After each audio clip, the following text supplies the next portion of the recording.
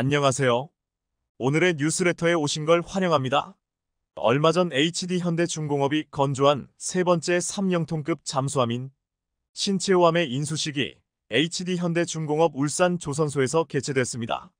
그런데 이 자리에는 한국 주요 관계자 외에도 캐나다, 호주, 페루 등 9개국 정부 관계자도 참석해 눈길을 끌었습니다. 마이클 L. 맥도날드 캐나다 연방상원의원과 마이클 제이콥슨 호주 잠수함 사령부 국장, 파울 두를로스 주한 페루 대사를 비롯해 미국, 필리핀, 폴란드, 콜롬비아, 에콰도르, 영국 등 총 9개국에서 온 정부 인사 및 군 관계자 20여 명이 자리했던 것입니다. 이들은 인수식 후 신체호함과 이지스함인 정조대왕함, 호위함인 충남함을 차례로 둘러봤는데요. 현재 캐나다, 페루, 호주, 필리핀, 폴란드 등은 K함정 수출 협력이 유력시되고 있으며 미국과는 방산 분야 MRO 즉 잠수함 유지, 보수 협력이 검토되고 있어 행사의 의미를 더했습니다. 현재 캐나다는 약 60조 원 규모의 신형 잠수함 도입 사업을 검토 중입니다. 호주는 약 10조 원을 투자하는 해군력 강화 프로젝트를 추진하고 있습니다. 페루는 함정 4척의 현지 건조 공동생산 우선협상 대상자로 HD현대중공업을 선정했습니다.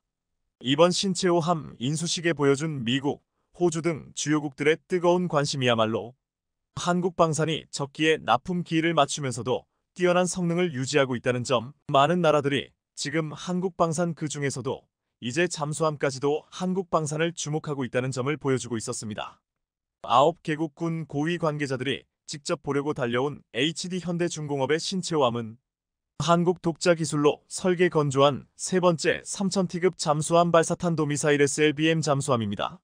신체호함은 최신 연료 전지와 납축 전지 추진 체계, 최첨단 소음 저감 기술 등이 적용돼 잠수함의 작전 지속 능력과 은밀성, 생존성이 대폭 향상됐다는 평가를 받고 있는데요. 특히 전투 소나음파 탐지기 체계 등 주요 장비를 국산화했다는 점에서 의의가 큽니다. 또한 신체호함은 유도탄, 어뢰, 기뢰 등 다양한 무장 운용이 가능하며 수직 발사 체계에 탑재된 잠수함 발사탄도 유도탄을 운용하는 해상 기반 수중 킬 CHAIN의 핵심 전력입니다. 다음으로 이번 9개국 고위 관계자들의 눈길을 사로잡은 군함은 한국형 이지스함 정조대왕함입니다. 이지스함은 고성능 레이더와 SM-23 등 중장거리 대공미사일을 이용해 목표 탐색부터 추적, 공격에 이르는 전 과정을 동시에 진행하는 통합형 이지스 전투체계를 탑재한 구축함을 말합니다. 한국은 2007년 해군의 첫 이지스함 세종대왕함 진수식이 열린 이래 2010년 율곡이 2함, 2012년 서해류 성룡함이 취업해 해군력을 한 차원 끌어올렸고 2022년에는 정조대왕함 진수식이 열린 바 있습니다. 한국은 세계에서 6번째로 이지스함 자체 건조가 가능한 국가로 올라섰고 앞으로 방산 수출에도 크게 기여할 것으로 기대되고 있는데요. HD현대중공업 측은 최근 10여 년 동안 울산급 호위함 배치 선도함인 충남함, 이지스 구축함 배치 선도함인 정조대왕함에 이어 KDDX 기본 설계까지 수행한 국보급 인재들이 준비되어 있다는 점을 자사의 가장 큰 강점으로 강조할 만큼 잠수함 건조 기술을 자부하고 있습니다. 또한 이지스 구축함 건조 능력은 이미 미 해군도 인정하고 있습니다. 정조대왕함은 기술 원조국이라 할 수 있는 미국 이지스 구축함에 필적한다고 평가받는 반면 이지스 전투체계 도입비를 제외한 건조비는 미국의 절반 수준이고 건조 기간은 1년 가까이 짧기 때문입니다. 이제 HD현대중공업은 세계 최고 수준의 이지스 구축함 건조 역량과 가성비를 동시에 갖추고 있어 역수출의 기회까지 넘보게 되었는데요. 이미 지난달 28일 페루로부터 호위함 등 함정 4척에 대한 현지 건조 공동생산 우선협상 대상자로 선정되는 등 현재까지 총 18척의 해외 함정을 수주했습니다. 아울러 하나오션과 HD현대중공업은 최근 잠수함 2에서 3척을 도입하는 폴란드의 오르카 프로젝트와 캐나다의 잠수함 12척 사업의 수주를 추진하고 있는데요. 이들 국가가 한국 잠수함 장보고3 배치의 개조형 수출이 가능할 것으로 기대를 모으고 있습니다. 이 외에도 페루, 호주, 필리핀 등이 우리 방산 업체들이 함정 수출을 타진하고 있는 것으로 알려져 우리 잠수함의 수출 기대감도 커지고 있는데요. 우리 해군 관계자들은 지난 2월 초 캐나다를 방문해 국방방산 협력 실무 및 확대 회의를 갖기도 했습니다. 지금 한국과 일본 사이에는 국가의 자존심을 내건 잠수함 수주전이 치열하게 전개되고 있습니다. 한일전의 무대는 캐나다와 호주입니다. 캐나다가 노후화된 만재 배수량 2455T의 빅토리아급 디젤 잠수함을 대체할 3000T급 신형 잠수함 12척 도입을 추진 중인데요. 캐나다 잠수함 수주 싸움은 한일 간의 단순한 명분 싸움이 아닙니다. 적게는 60조 원, 많게는 80조 원 규모로 추산될 정도로 영향가 있는 전쟁이기 때문입니다. 척당 구입 비용은 2조에서 3조 원가량이지만 운영 유지비를 포함한 총 수명 주기 비용이 최대 80조 원대로 추산되는데요. 캐나다는 미국처럼 태평양과 대서양을 가진 데다 러시아와 중국에 점증하는 해상 위협과 이에 따른 대응력 확보가 필요해 빅토리아급을 대체할 신형 잠수함 도입 추진을 적극 검토하고 있습니다. 여기에 한국은 3000T급의 중형 잠수함 도산 안창호급을 후보로 내놓을 것으로 알려졌습니다. 하나오션이 건조한 도산 안창호함은 국내 기술로 설계 건조된 장보고 3급 배치 1번함으로 지난 2021년 취역했습니다. 이에 반해 일본은 타이게이급을 내세울 가능성이 크다고 전망됩니다. 지난 2016년 호주 차기 잠수함 사업에서 내세운 슈퍼 소류급이 항속거리와 성능 부족 문제로 프랑스에 참패한 교훈을 잊지 않고 있기 때문입니다. 지난 2020년 1번 함이 취역하고 곧이어 2번 함이 진수된 타이게이급은 소류급 후계 잠수함으로서 리튬이온 배터리를 동력원으로 사용하는 최신 공격 잠수함입니다. 길이 84.5m, 너비 9.1m, 흘수 10.4m, 기준 배수량은 약 3000T로 소류급 2950T보다 100T가량 무겁습니다. 533어뢰 발사관 6기를 갖추고 89형 어뢰의 개량형인 18형 중어뢰와 하푼 잠대함 미사일 등으로 무장합니다. 캐나다에 이어 호주 호위함 도입 사업에서도 한일전은 뜨겁습니다.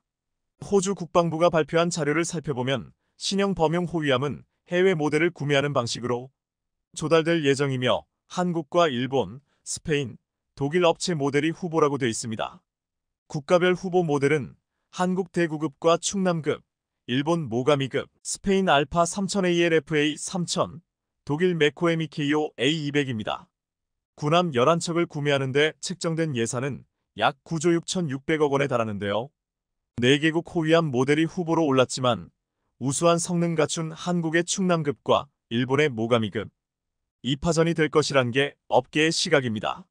한국 충남급은 한 척에 4천억 원, 일본 모가미급은 한 척에 약 4,400억 원 수준인데요. 그렇다면 호주는 두 모델 가운데 어느 쪽을 선택할까요? 충남급은 만재 배수량 4300T급 호위함으로 한국 해군 해역함대의 주력 방공함이 될 최신형 모델입니다. 한국산 미니 이지스 레이더인 다기능 사면 고정형 전자주사식 위상 배열 AESA 레이더를 갖췄고 한국형 수직 발사기 KVLS 16셀 규모의 해공 함대공 미사일, 전술함대지 미사일, 홍상어 대잠어뢰 등을 탑재할 수 있습니다. 가스터빈 엔진과 디젤 엔진을 모두 갖춘 데다 하이브리드 추진 방식을 채택해 대잠수함 작전에서 정숙성이 높습니다. 반면 일본의 모가미급은 만재 배수량 5500T급 호위함에 해상자위대 2성급 전투함으로 설계된 신형 모델입니다. 일본판 이지스 레이더로 불리는 FCS-3호의 염가형 모델 OPYE AESA 레이더를 탑재하고 있습니다. 보조 전력으로 개발된 탓에 해상자위대의 다른 1선급 전투함보다 전체 성능이 떨어지지만 덩치가 큰 만큼 확장성이 우수합니다. 호주가 중시하는 대잠 센서의 성능만 놓고 보면 멀티스태틱 기술을 도입한 모가미급이 충남급에 비해 유리하다고 보는 전문가들도 있습니다. 하지만 이번 호주 호위함 도입 사업에서 모가미급이 충남급을 절대 뛰어넘을 수 없는 약점 한 가지가 있습니다. 바로 수출 실적입니다. 일본은 해외에 이렇다 할 무기를 수출해본 경험이 없는 나라입니다. 특히 수출 대상국 업체들과 협력해 기술을 이전하고 현지 생산 사업을 관리한 경험이 그야말로 전무합니다. 하지만 이번에 호주가 군함을 도입할 때 가장 중요하게 평가하는 부분은 바로 현지 업체와 협업이라고 알려져 있습니다. 그런데 한국은 하나오션 HD 현대중공업 두 업체 모두 군함 수출은 물론 해외 기술 이전, 현지 생산 사업 경험 등에서 일본과 비교 자체가 불가능한 우수한 커리어를 갖췄습니다. 또한 한국 조선업계의 수출형 전투함은 이미 필리핀호세 리잘급과 한국산 전투함이 필리핀 차기 초계함 사업을 수주할 가능성이 크다는 소식이 들려오고 태국 차기 호위함 사업의 유력 후보로도 거론되고 있는 중입니다. 인도네시아에선 아주 짧은 시간에 인도네시아를 잠수함 건조국으로 만들기도 했습니다. 하지만 그래도 변수는 있습니다. 스페인이 파격적 조건으로 출혈 경쟁에 뛰어들거나 일본이 정치적 영향력을 발휘할 가능성. 이 두 가지 변수를 배제할 수 없지만 다른 모든 면에서 뛰어난 한국의 전투함을 호주가 외면한다면 그건 호주 해군의 크나큰 실수로 기록될 것입니다. 잠수함과 전투함 사업에서 벌어지고 있는 한국과 일본의 수주전, 과연 누가 마지막에 웃을지 귀추가 주목됩니다. 우크라이나군이 러시아를 견제하기 위해 자체 개발한 해상 드론이 처음으로 서방 언론에 의해 공개됐습니다. 흑해 주변에서 우크라이나와 러시아의 군사적 긴장이 높아지는 가운데 우크라이나는 이 해상 드론을 이용해 러시아군을 감시하고 공격하는 역할을 하는 것으로 CNN은 위치를 공개하지 않은 한 호수에서 이 해상 드론이 시범 운용되는 것을 포착했다며 해상 드론은 회갈색의 길이 5m의 카누 모양이라고 보도했습니다. 우크라이나가 직접 설계 제조한 이 드론은 폭발물 300kg를 싣고 최고 속도 80km까지 낼 수 있으며 공격 범위는 800km에 달했습니다. 원격으로 제어되며 정찰 및 감시 임무에도 사용될 수 있어 러시아의 흑해 함대를 잡는 것을 최우선 목표로 두고 있다고 하는데요. 샤크샤크라고 알려진 조종사가 부두 위에서 검정 서류 가방을 꺼내들면서 수중 드론이 본격적으로 움직이기 시작했습니다. 조종기는 조이스틱, 모니터, 버튼 등으로 구성되어 있으며 마치 게임용 패드처럼 생겼습니다. 우크라이나는 러시아에 맞설 다양한 병력을 많이 갖추지는 못했지만 그래서 더욱 해상 드론과 같은 무기들의 역할이 중요하다고 보고 있습니다. 심지어 우크라이나에서 해상 드론은 지난해 2월 러시아가 자신들의 나라를 침공한 이후부터 개발되기 시작했다고 합니다. 우크라이나 개발진은 해상 드론에 대해서 이렇게 말했습니다. 이 해상 드론은 러시아 군함보다 기동성이 높다. 러시아군의 장비는 20세기 것이지만 우리 것은 21세기 것이다. 서방 국가들과 러시아가 이 해상 드론을 주목하는 이유는 바로 우크라이나 국방부가 이 해상 드론을 이달 크림대교와 지난해 10월 크림반도 세바스토폴 항구 공격에 이용했다고 밝혔기 때문입니다. 더구나 지난 17일 크림반도와 러시아 본토를 잇는 크림대교가 폭발로 파손되면서 공격에 사용된 것으로 알려진 해상 드론의 존재감이 다시 한번 부각됐습니다. 케르치 다리로도 불리는 크림대교는 길이가 19km에 달하는 유럽 최장 교량으로 2018년 푸틴 러시아 대통령이 완공 당시 직접 트럭을 몰고 다리를 건너며 애정을 보인 곳입니다. 우크라이나는 바로 이 케르치 다리를 폭발로 파손시켜 푸틴의 자존심에 스크래치를 제대로 낸 것인데요. 그러자 러시아는 크림대교 폭파 사고의 보복 조치로 우크라이나 남동부에 드론과 미사일 공습을 감행해 우크라이나에 커다란 피해를 주기도 했습니다. 이렇게 우크라이나 전쟁에서 해상 드론이 대교를 폭파시키는 등 일반 전투부대가 닿기 힘든 전략적 요충지까지 공격에 성공하자 최근 중국의 위협에 시달리고 있는 대만 역시 드론에 엄청난 관심을 보이고 있습니다. 그러면서 2024년 중반까지 3,200대의 군사용 드론을 개발하기 위해 연구 개발에 박차를 가하고 있는데요. 대만이 이렇게 드론 개발에 열을 올리게 된 사건이 있었습니다. 작년 8월 대만 진먼다오의 주둔한 대만군은 섬 상공에 무단 진입한 중국 드론을 보고 놀란 표정을 짓고는 돌을 던져 대응하는 황당한 대응을 보였습니다. 상식을 뛰어넘는 미숙한 대응에 지금이 석기 시대냐? 라는 비난이 쇄도하자 이제는 중국 드론을 보면 신호탄 사격을 가하고 있고 한편으로는 드론 개발에 열을 올리게 된 것입니다. 그만큼 전 세계 방위 산업에서 드론이 차지하는 영향력이 엄청나게 커졌습니다. 그리고 한국 드론은 세계 최고 수준을 자랑해 왔습니다. 한국은 우리 영토 독도를 지키고 조사하는 데에도 드론을 적극 활용할 정도로 육상은 물론 해상 드론도 일찍부터 운용해 왔습니다. 한국국립해양조사원은 태양광 발전장치로 장시간 비행이 가능한 해상 드론인 자율형 해양 관측 장치 AOV를 이용해 독도와 울릉도 등 주변 해역에서 해저 지형을 조사하고 수개월에 걸쳐 각 바다의 날씨와 조류, 수온 등 데이터를 수집하고 있는데요. 하지만 일본은 한국국립해양조사원의 해상 드론을 이용한 조사에 대해 도저히 받아들일 수 없다며 반발해왔습니다. 일본 네티즌들도 해시태그 한국의 불법 점거에도 항의밖에 하지 못하는 정부가 한심하다. 일본도 똑같이 독도 주변에서 조사를 하라는 등의 댓글을 올리며 하지만 일본은 한국의 드론을 막을 기술이 전혀 없습니다. 아니 탐지조차 불가능합니다. 또한 얼마 전 한국국립문화재연구소 역시 독도에서 레이저 스캐닝이 가능한 첨단 장비 라이다 LiDAR 라이트 디텍션 언더 레인징을 탑재한 드론을 선보였습니다. 라이다 드론은 18만 7천여엠에 이르는 독도 천연보호구역 위를 날며 지형과 식생을 샅샅이 조사할 수 있습니다. 한국은 이와 같은 드론을 활용해 독도의 두 섬을 훑은 뒤 관련 데이터를 정밀 분석해 독도 보존을 위한 기초 자료로 활용할 방침입니다. 이 같은 한국의 적극적인 드론 활용에 일본이 매년 반발하고 있지만 한국 외교부는 유엔 해양법 협약 등 국제법과 관련 법령에 따라 이뤄진 정당한 활동에 대한 일본 측의 문제 제기는 수용할 수 없다는 입장임을 분명히 하고 있습니다. 그런데 오히려 유엔 해양 협약을 어기고 있는 쪽은 일본입니다. 북한 무인기의 카메라와 RC 수신기 등에 일본 제품이 활용된 것으로 밝혀졌기 때문입니다. 2013년 10월 삼척, 2014년 3월 파주에서 발견된 북한 무인기는 9개 구성품 중 엔진 자이로 보드 서버 구동기 카메라 등이 일본 제품으로 밝혀졌기 때문입니다. 2014년 3월 백령도에 추락한 북한 무인기의 카메라와 RC 수신기도 일본 제품으로 판명됐고 심지어 북한이 2017년 8월과 9월 일본 상공을 가로질러 발사한 화성-12 중장거리 탄도미사일 IRBM을 발사대로 옮기는데 사용된 기중기도 일본 제품이었습니다. 더구나 그동안 유엔 대북제재위원회가 제재 대상이거나 군사용으로 전용될 수 있는 물품이 일본에서 북한으로 수출된 사실을 수차례 지적한 사실도 드러났습니다. 유엔 대북제재위원회 보고서에 따르면 북한 노동신문은 2015년 2월 7일 군함에 탑재된 대한미사일 발사 시험 사진을 공개했는데 사진에 실린 군함의 레이더는 떡하니 일본 회사 제품이었습니다.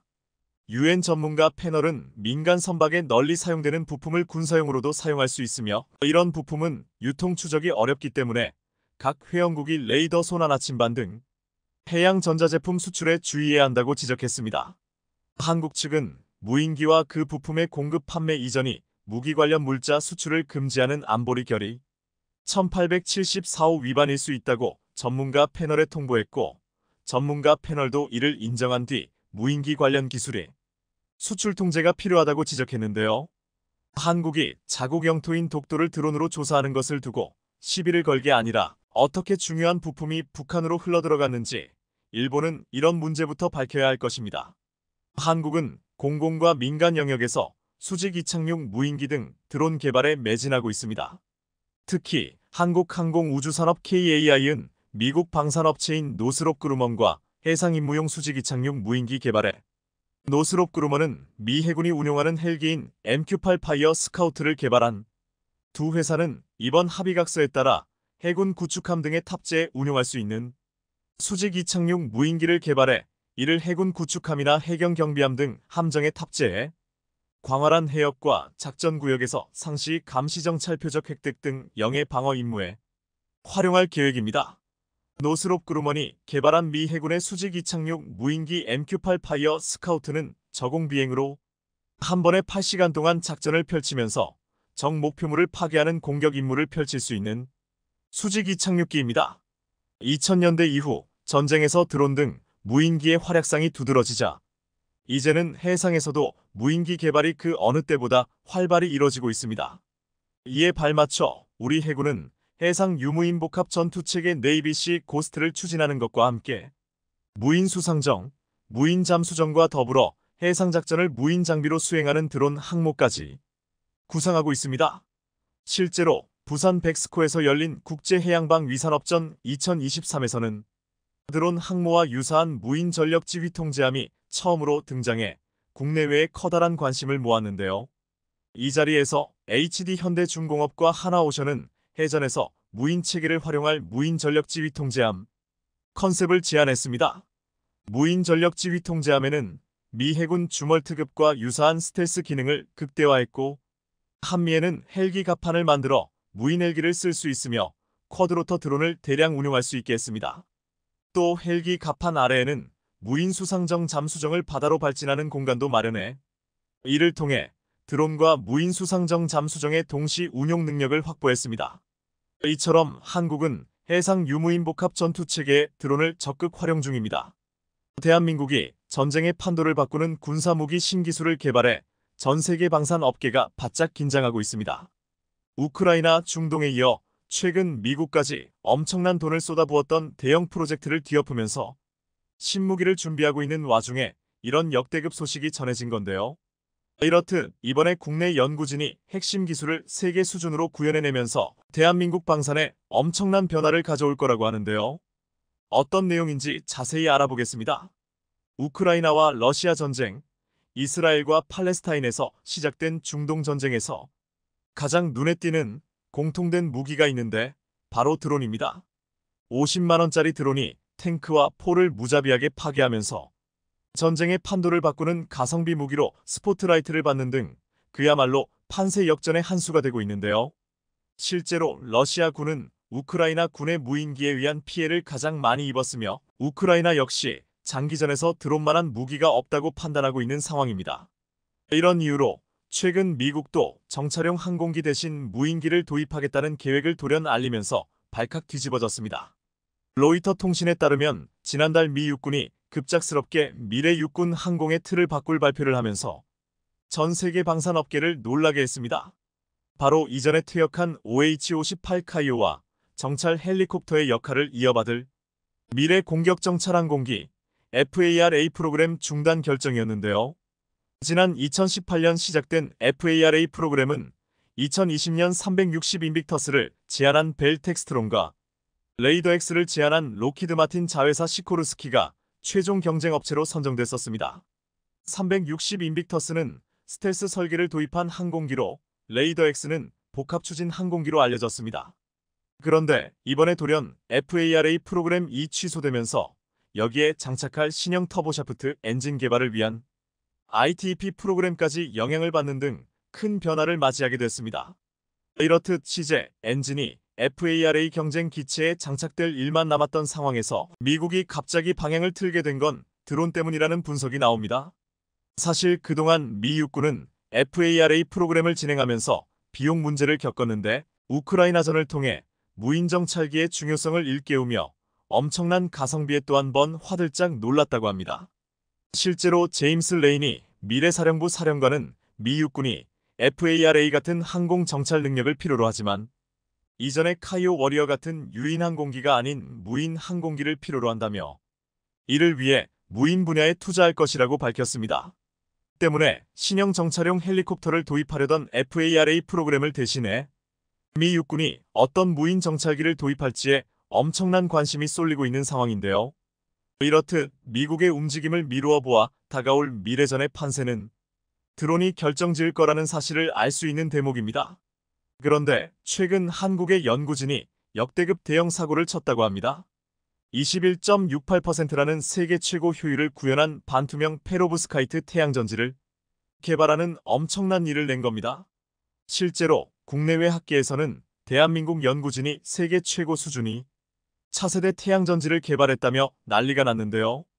관련 업계에 따르면 한국에너지기술연구원 태양광연구단은 에너지 AI 계산과학실과 협업을 통해 건물 창문이나 텐덤 태양전지에 적용할 수 있는 반투명 페로브스카이트 태양전지의 안정성과 효율을 개선하는 데 성공했습니다.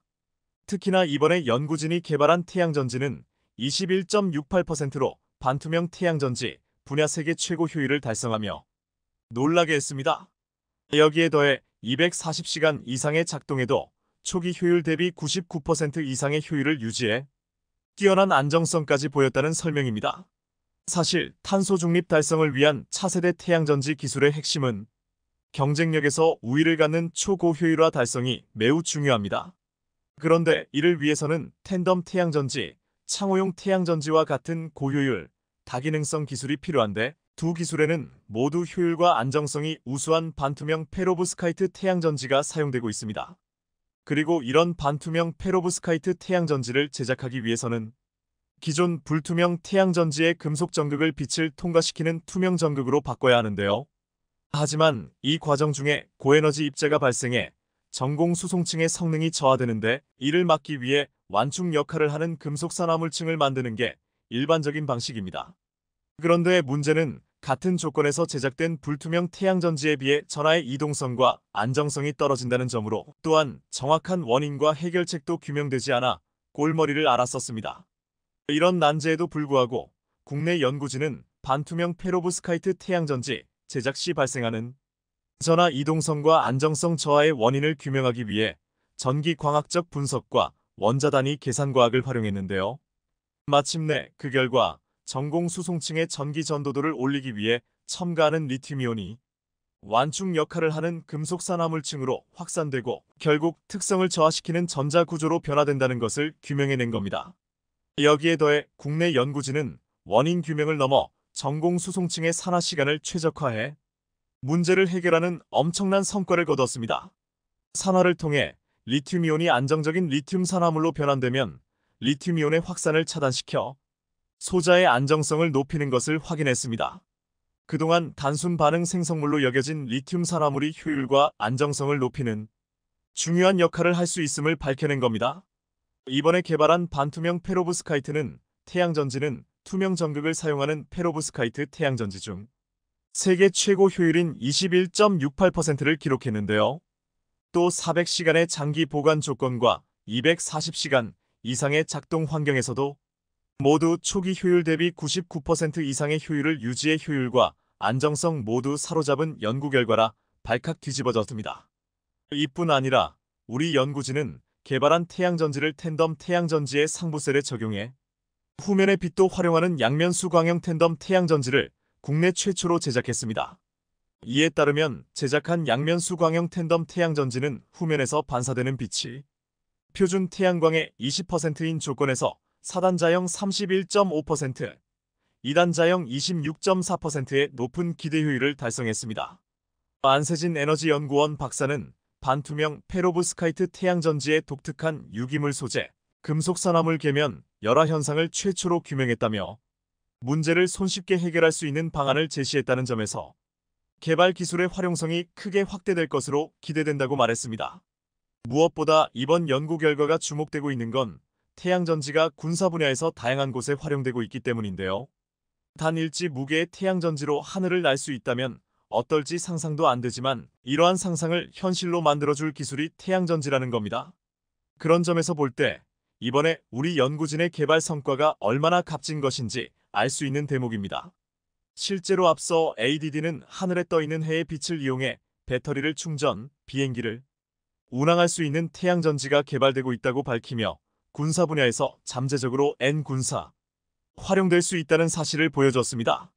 국내 방산업계에서는 지난 2015년 구글도 하지 못한 성층권 90분 비행에 성공했다며 한국항공우주연구원의 태양광 무인기가 엄청난 화제를 모았었습니다.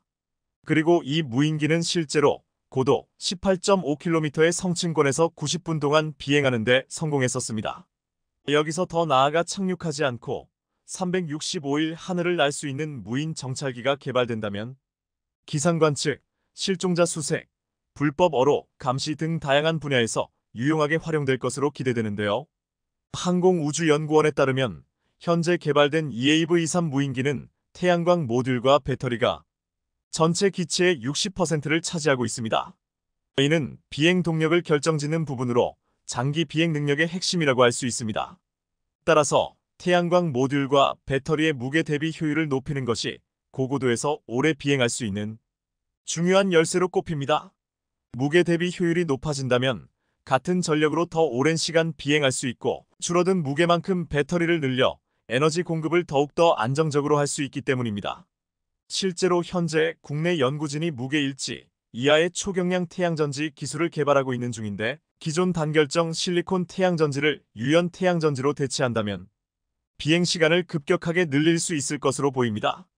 태양전지 무게가 무인 비행기의 비행 시간과 직결되는 만큼 고효율과 가벼운 무게 두 마리 토끼를 모두 잡은 태양전지 개발이 그 무엇보다 중요해 보이는데요.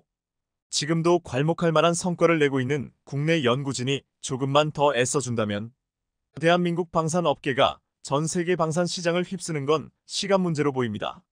그리고 벌써부터 대한민국 무인기가 변화의 조짐을 보이는 등 이번에 개발한 기술로 인해 많은 부분이 기술적으로 더 개선될 것으로 기대되는 상황입니다. 작년에 우리 국방부는 드론작전 사령부 설치와 임무 수행의 법적 근거를 담은 드론작전 사령부령을 제정하고 공포하면서 한국형 드론 대응 시스템 구축에 나섰는데요.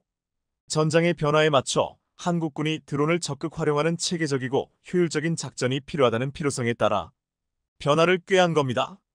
가장 중요한 임무는 북한의 무인기 침투 등 상황이 발생하면 공세적으로 대응하는 것으로 이를 위해 우리 군은 스텔스 무인기, 자폭 드론을 실전 배치했습니다. 소형 스텔스 무인기는 강원도 동부전선 지역에 배치됐으며 최근 저가형 소형 정찰용 무인기 100대도 제작해 드론작전 사령부에 인도했다고 합니다. 이렇듯 드론작전 사령부 창설을 계기로 무인 기술을 군사 분야에 확대하는 본격적인 계기로 만들겠다는 건데 이번에 개발된 기술로 인해 한국의 무인기 성능 수준이 대폭 향상될 것으로 기대되는데요. 여기에 더해 우리 군은 무인기 개발과 더불어 요격 체계까지 준비 중인 것으로 알려지면서 무인기 무기 개발에 칼을 갈고 있습니다. ADD가 그야말로 세계 최고 수준의 드론 요격 시스템을 개발 중인데 30km 밖에서 드론을 탐지해 킬러 드론을 충돌시켜 파괴할 계획이라고 합니다.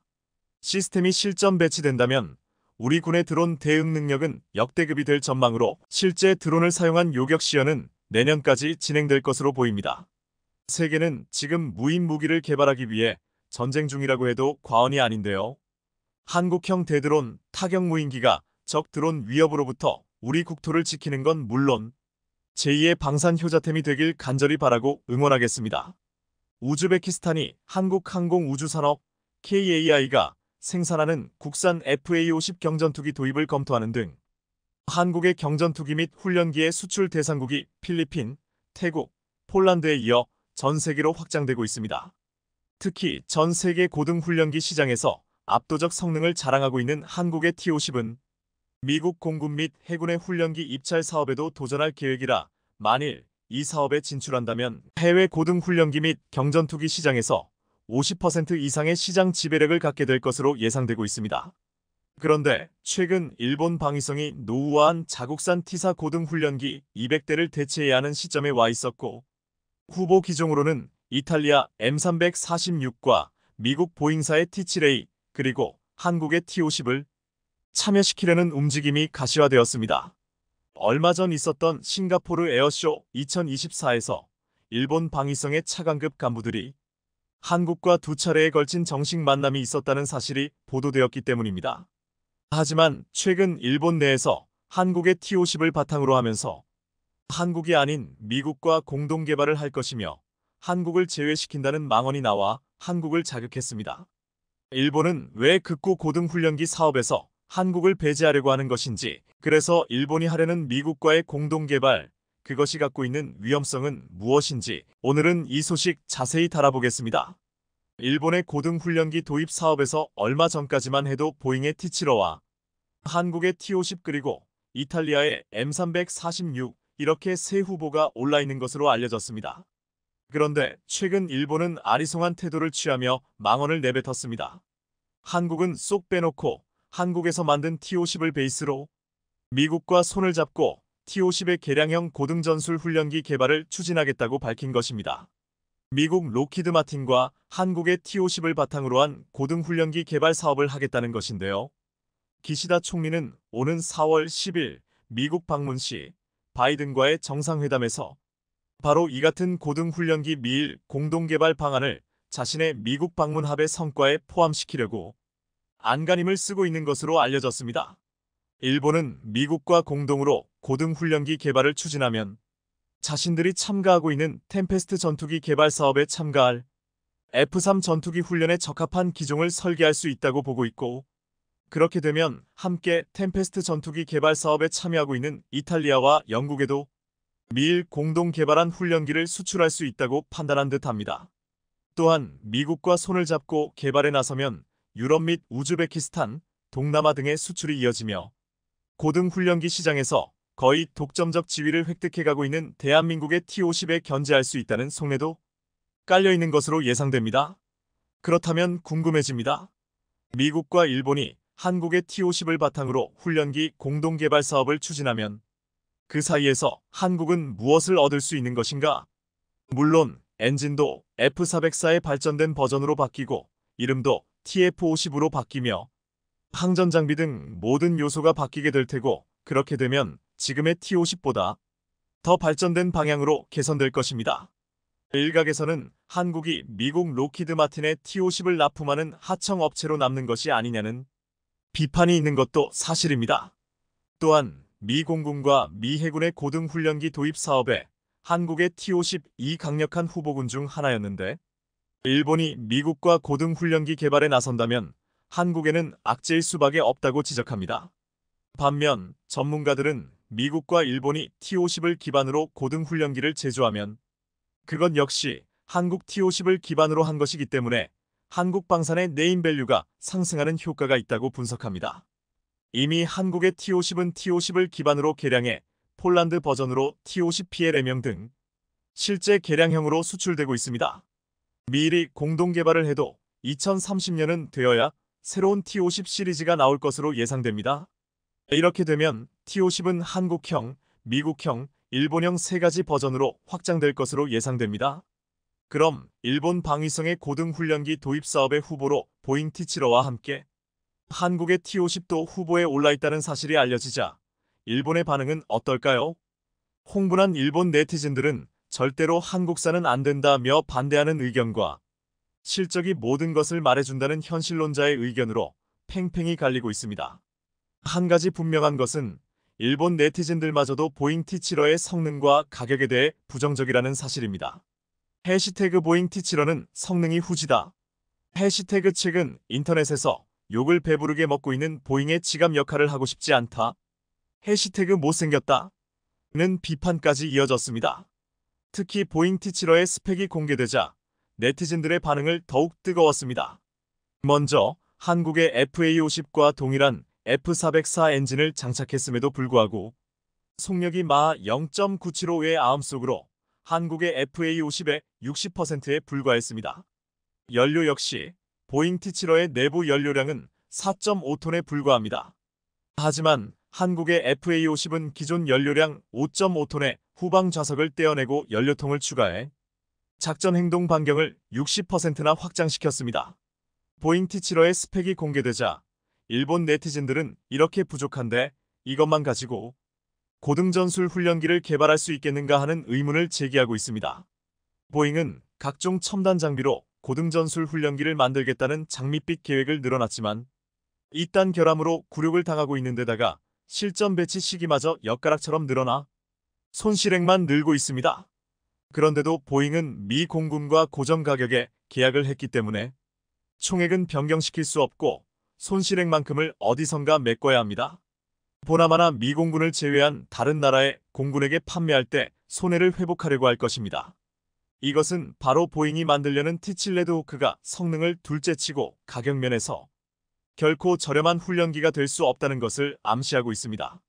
더구나 일본이 미국과 한국의 T-50을 개량해 훈련기를 만든다면 개량하는 과정에서 상당한 비용이 추가될 것입니다. 이러느니 한국으로부터 T-50을 구매하면 될 것을 알량한 자존심 때문에 세금만 낭비할 게 뻔합니다. 또한 보잉이 자랑했던 전술 증강 현실 기술은 한국의 FA50에도 탑재할 예정이며 개량에 개량을 거듭하고 있는 FA50은 AESA 레이더는 물론 중거리 공대공 미사일을 통합을 넘어 단자형으로의 개량이 확정된 상태입니다. 여기에 STORM EW와 같은 전자전 모듈까지 통합하게 되면 보잉의 T-7가 한국의 FA50보다 우위를 자랑할 수 있는 영역을 좀처럼 찾아볼 수 없게 됩니다. 이러니 보잉에서 이래저래 비싼 돈을 주고 사느니 한국산 공격기를 사는 게 훨씬 더 낫다는 것은 삼척동자도 아는 일입니다. 일본 군사 전문 블로그에 올라온 네티즌들의 의견 중에 좋아요 순위 1.2, 3위에 올라온 글들을 종합해보면 해시태그 아무리 품질이 좋다 해도 일본이 한국 전투기를 도입하는 것은 무리다. 서로 대립하고 있으며 외교 관계도 결코 양호하다고 할 수 없을 뿐 아니라 한국 전투기를 도입하면 그것은 일본 방위 산업을 무시하는 게 된다. 공업 분야는 본래 일본이 앞서고 있었는데 말이다. 해시태그 자칭 현실주의자들은 FA50 선택도 나쁜 게 아니라고 말할지 모르지만 국가로서 한국을 믿을 수 있을까? 이렇게 편협한 수준이었습니다. 한국의 방산 기술이 어느 정도의 위치에 올라와 있는지 전혀 인정하지 않으려는 모습을 보이고 있는데요. 일본이 이렇게 한국에서 만드는 T-50을 직수입하는 것을 극구 꺼려한다면 그렇다면 남은 건 보잉의 T-7A뿐인데 하지만 지금 보잉은 진퇴양난에 빠져있는 회사입니다. 보잉의 전투기 도입 사업이 계속 미뤄지면서 그 와중에 손해액만 기하급수적으로 증가하고 있기 때문입니다. 물론 이 손해를 일본에게 떠넘길 게 분명합니다. 심지어 미 공군조차 보잉사로부터 구매하기로 했던 T-7A 훈련기 양산 대수 대폭 삭감했다는 소식에 보잉사는 안팎으로 어려워진 상황입니다. 민간 여객기에서 시작된 보잉사의 위기가 방위산업으로까지 번지는 모습인데요. 특히 운항 중인 민간 여객기의 특정 부분이 공중에서 떨어져 나가는 사고를 눈으로 본 전 세계인들은 보잉이 만든 비행기 및 전투기에 대해 안전을 신뢰할 수 없다는 분위기가 확산되고 있습니다. 미 국내에서조차 보잉이 만든 항공기에 대해 의구심을 표하는 여론이 일고 있습니다. 이런 모든 일들은 보잉사가 경험 많은 기술자들을 정리해고하고 주주들의 이익만 대변하면서 시작되었다는 비판도 나오고 있는데요. 하지만 비극은 보잉의 T-7를 빼면 선택지가 없는 것이 일본의 현실이란 점입니다. 그래서 한국을 빼고 미국과 개발하겠다는 일본 측의 T-50 관련 망발은 결국 미국을 꼬셔 함께 고등전술 훈련을 개발하자고 하고 보잉으로부터 T-7를 더 싸게 사기 위함이 아닌지 하는 의구심이 제기되고 있는데요. 어찌되었든 일본이 미국과 고등훈련기 개발 사업을 추진한다 해도 턱없이 비싼 값을 주고 해야 할 것이며 그것은 아마도 한국산 고등훈련기 T-50을 그냥 살 걸 하는 후회로 돌아올 게 뻔해 보입니다.